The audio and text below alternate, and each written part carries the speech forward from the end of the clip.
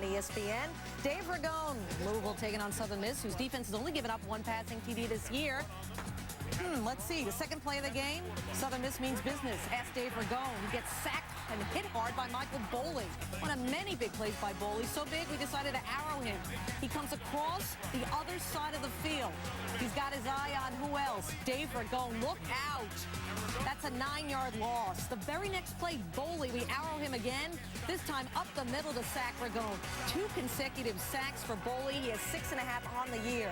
17-3 Southern Miss at the half. The offensive line gets a gut check from running back Davian Dorsey.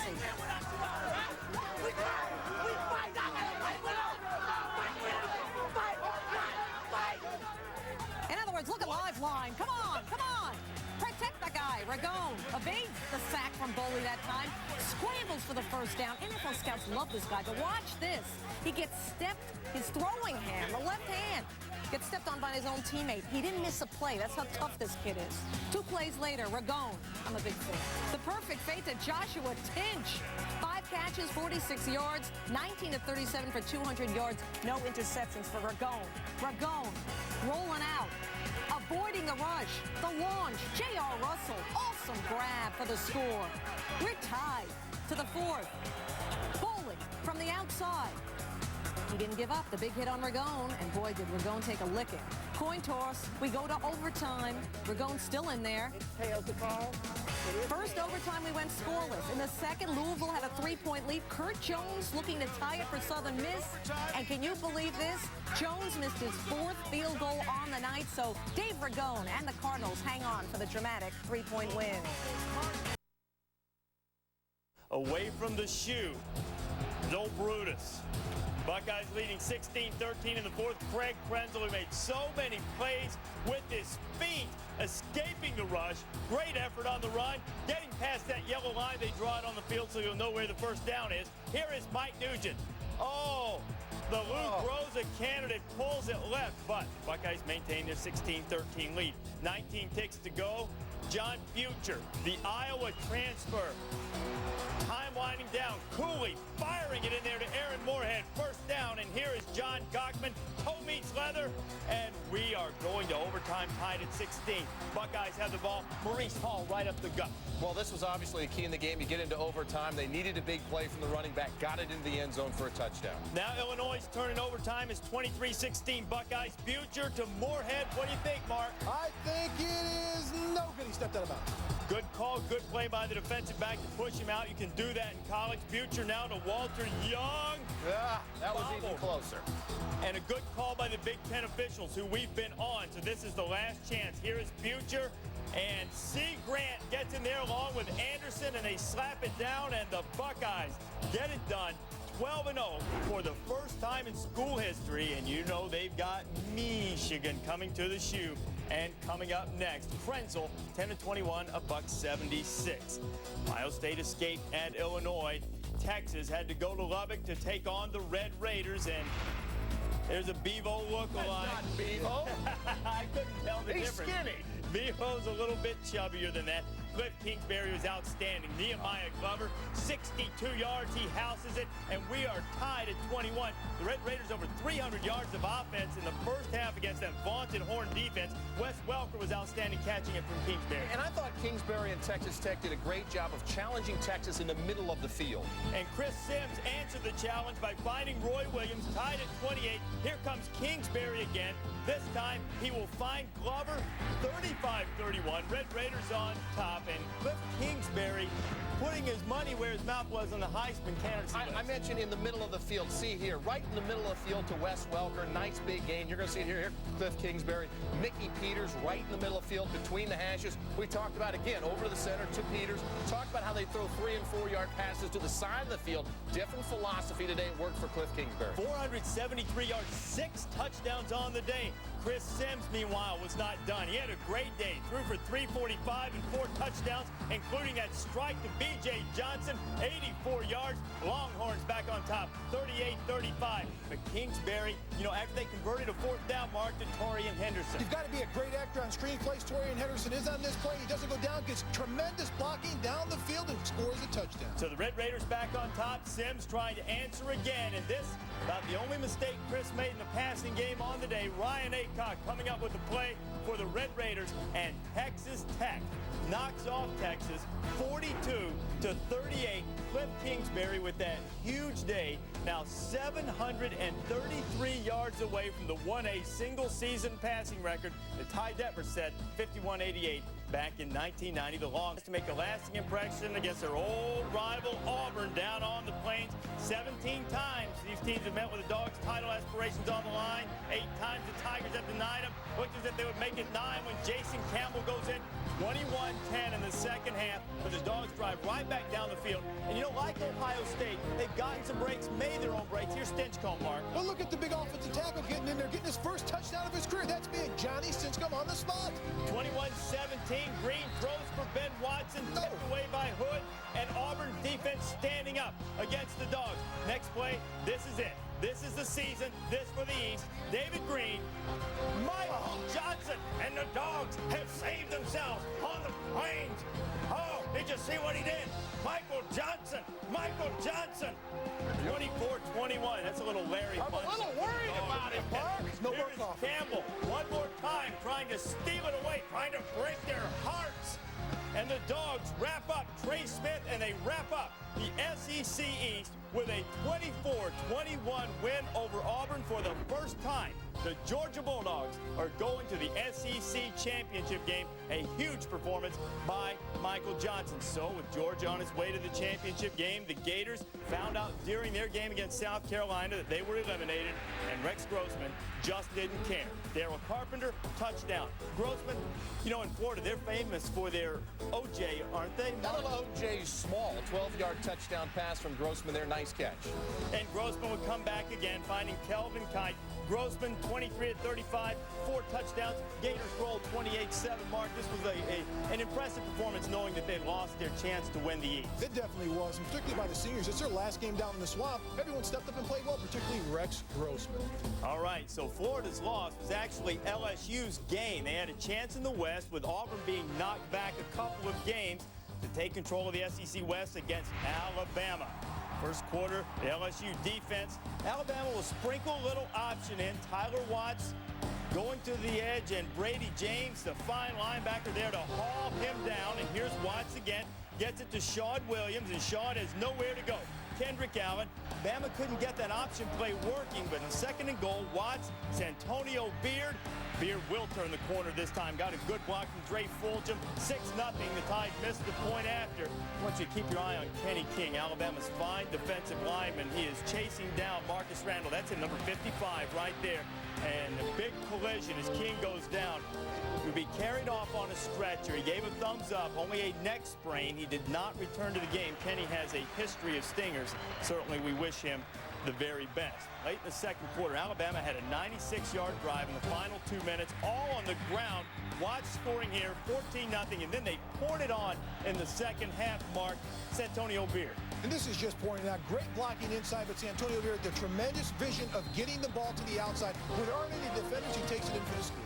31-0. Now the Tide had a chip on his shoulder because last year Rowan Davey threw for 528 yards on them, and this one LSU had 65 yards passing. So this is how it looks now in the SEC West. Bronzed pig? No. Forget it. You don't care about that other stuff. You've got to take home Floyd of Rosedale against Minnesota. Fred Russell, buck 94. Look at Fred Russell with those quick feet getting to the end zone. Iowa coming out, first possession again, 9 out of 12 games this year. They've scored on the opening drive. Brad Banks now fighting his way in on the ground. He does it by land, and he does it by air. Yeah, you see him here in the pocket. All of a sudden finds Maurice Brown. Beautiful pass right over the center of the field. Touchdown, Iowa. Okay, it's 38-21, and Kirk Ferentz has this squad never giving up on a play. We love Bob Sanders because Bob will lay a hat on you. Make the play, Bob. Tackle, stripped it away. Well, you check out the replay. Mark, look at this great hustle special. This is what you're taught. If you get knocked down, get back up, get in the play, find a way to make the play. That's what Sanders does, and he strips the ball. Outstanding hustle. That's your starting safety on defense playing on special teams. Ferentz gets a ride, 45-21. The Hawkeyes win. And look, they go into the Gophers' house. They take down their goalpost, and they start playing some crazy music and running around the dome with it. They don't know where to go. They can't get out of the dome. What are you going to do? There's a lid on the stadium. You can't just lift that thing out of there. Somebody needs a power saw to carve it up so we can get that thing on eBay. Can we find an exit, please? Is that... I can't believe if you're Minnesota that a team comes into your house and takes your goalpost down and celebrates with your goalpost and takes it home to Iowa City. Are you kidding me? Would you have gone back out there? I'd have gone back out there and watch. And watch. 35-21. Iowa finishes up there. I'd have called Mark May. They have at least a share of the Big Ten for the first time since 1990. So elsewhere in the Big Ten, Michigan taking on Wisconsin. Third quarter, Wolverine ball, 3rd and 3. John Navarre would hit Braylon Edwards for the touchdown. This proved to be the game, or Wolverines would win the game 21-14. But of course, they are headed to the shoe next week. And perhaps this game exposing some worrisome spots for the Wolverines as they take on that tough Ohio State squad. Yeah, John Navarre had only one interception coming into this game. Here you see Lamar Watkins with a pick off for Wisconsin. Then again here later, Scott Starks picks off another pass. Listen, if Michigan's going to beat Ohio State, John Navarre cannot throw an interception. And how about the Michigan defense, Mark? Anthony Davis went for $154. Well, he shredded this defense up front. They allowed 195 yards on the ground right up the gut. It's the first tackler, the second tackler. That was Michigan's problem today. They could not bring the runner down on the first tackle. And you must be sound in the kicking game. This is Jim Leonard, second in the Big Ten in punt returns. This was a short one, only 39 yards, but he did take it to the house. You know Ohio State has some dangerous return men, so we'll see how this goes. 21-14, the Wolverines win it. Also in the Big Ten, Purdue and Michigan State in a shootout at Colorado. It's just been a shame what the schedule makers did to them. Chris Brown, the nation's leading rusher, put it on the ground, and the Cyclones were bowling up. Jermaine Phillips returns it inside the Buck 5, led to a Wagner touchdown. 20-17 if they missed the PAT. Tied at 20, Robert Hodge to Derek McCoy. Well, that's a beautiful catch, but that's a dimension Robert Hodge can give you, rolling out, throwing on the run. Seneca Wallace bobbling that thing around, and Medford Moore will scoop and score. The Buffs opportunistic on defense, Mark. And not only that, look at the caravan in front of him. They're going to make sure that he gets into the end zone without getting touched. Being opportunistic, that's part of the game, but what a great job by Colorado at the end of this game. Now, Brown had some bruised ribs, and that's all right. Bobby Purified just took care of that. Purified went for a $180. It's a career high. Colorado goalpost went down at Folsom Field, too, and Colorado clinches the Big 12 North for the second straight year. They'll play in the championship game. 8-3, 6-1 so far. They still get to finish up with Nebraska. And speaking of Nebraska, against Kansas State in Manhattan, maybe the Wildcats playing the best football in this conference right now. You know him, Trev? Yeah, he bounces up and down or something. This is a quarterback counter. I mean, this is just Al Roberson and the quarterback counter. This is not a brilliant play or anything, but it's difficult to defend because of Al Roberson. He's that multiple. They just ran it right down their gut. 91 yards. This is the second longest run ever against Nebraska. Gale Sayers once went 99 on them. Sayers, a former Kansas Jayhawk. Jamal Lord had a great moment of his own. Never touched the ground with his knee. 35 yards. Huskers hanging in there, 21-13, but K-State would strike back again with Roberson. Very simple. Here it is again. You fake the fullback dive, you run an option play, nobody picks up the quarterback, and somebody's got to take the quarterback. Touchdown, Kansas State. Roberson went for 228 yards on the ground, the most ever by a Kansas State quarterback in rushing yardage, but he wasn't the only guy. Darren Sproles, his 7th straight 100-yard game. Here's your 5'6" running back with power. Can't bring Darren Sproles down. 7th consecutive 100-yard game rushing for Darren Sproles. 49-13, Kansas State annihilates Nebraska. Nebraska, 33 straight seasons with at least 9 wins. That is in jeopardy. They must now beat Colorado and win the bowl game. Just being gutted through the air, and Carson Palmer's been on fire. Mike Williams had a bad ankle this week. Said, if I can walk, I can play. Can walk, he can catch, he can score a touchdown. Trojans up 7-0. Now Palmer to Alex Holmes. Boy, look how far he whipped to the other side of the field. We never saw that a few years ago, Trev. He really went through about 3 wide receivers, went to his 4th option. That's why Carson Palmer's developed so much. Here, see him sitting in the pocket, moves up, finds Justin Fargas out in the flat. Justin Fargas breaking a tackle, getting it all the way down to about the 38. And how about on the same drive, Fargas pounding it in for Huggy Bear, Mark? Just straight ahead, Huggy Bear, right up the middle, scoring the 4-yard touchdown. SC rolls 34-13 over the Sun Devils. Palmer just 76 passing yards away from becoming the Pac-10 career passing leader. Man, oh man, what happened at Austin? The Ducks up 14-0, and Washington blitzed them after that. 42-14, Pickett throws for 316 and 4 touchdowns. After the insurrection, Arizona on the road at Cal. Jason Johnson, Justin Levasseur, and John Makovic's team. His team divided, nearly 50 players going to the president to complain, but the Wildcats showed up. Tyler Frederickson gets his punt blocked. Lamont Means, 27 yards, and the Wildcats on top, 31-24 on the road. 4th quarter, Arizona trailing by 3. Johnson again to Justin Levasseur. Wildcats taking the lead, and boy, did Johnson have a huge day, finding Bobby Wade for the touchdown. Johnson, 31 of 45, 492 yards and 4 touchdowns, and a couple of the guys showing support for John Makovic and carrying him off the field. 52-41. Arizona gets its first Pac-10 victory of the season, and afterward, Coach Makovic faced the problems head-on. I had all the publicity, but really, it wasn't a challenge. I didn't mean it as a challenge. I just meant it that really and truly, when you get down to it, it's the players who play and how they play and what they put into it. And they showed unbelievable courage, character, heart, everything this week in an unusual week. I won't call it necessarily difficult in every regard. We know that. It was unusual, and I told them I don't think they'll ever forget this game. Oklahoma looking to bounce back at Baylor. Quentin Griffith, a tough run up the middle, breaking tackles, and he would make it to midfield. 152 yards rushing on the day for Griffin. Later on that drive, Nate Hibble, the short pass to Griffin, goes 35 yards. That was one of his 4 touchdowns on the afternoon. I'd say the Sooners do bounce back from that loss. They blow out Baylor. UNC and FSU second quarter. FSU the ball 3-0. Adrian McPherson going to throw it. Anquan Bolden along the sideline made a move, and away they go. He's fast, and he's in. 43-yard play, 10-0. Second quarter winding down. FSU trying to add on before the half. McPherson going to go to Bolden again. It worked last time. 19-yarder right there on in. 17-0. Third quarter.